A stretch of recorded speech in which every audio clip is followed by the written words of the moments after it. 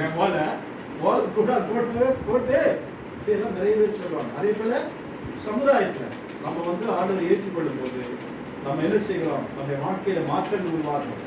சரியா? கர்த்தர் நம்மை ஆசீர்வதிக்கிறார். அப்போ மற்றவங்க சொல்லுவாங்க, பாருங்க இப்படிப்பட்ட ஒரு காரியம் தான் நடக்கிறது. இவன் தகப்பனோடு மூத்த குமாரன் இருக்கிறான், அவனுக்கு இப்படிப்பட்ட உயர்ந்த வஸ்திரத்தை அவன் போட்டானோ இல்லையோ தெரியாது.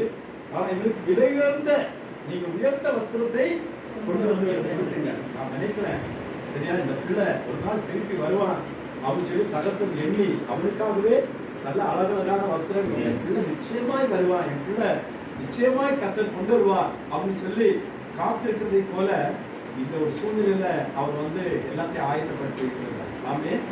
அதனால கால்களுக்கு பாதரட்சைகளை போடுங்கள், இவர் கைக்கு மோதிரத்தை போடுங்கள்.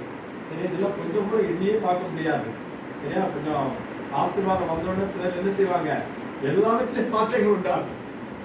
சிலர் 4-5 மோதிரங்கள்லாம் போட்டுருவாங்க. சரியா? பல காரியங்கள் எல்லாம் நடக்கும் பாருங்க. நம்ம இயேசுவை ஏற்றுக்கொண்டதை விட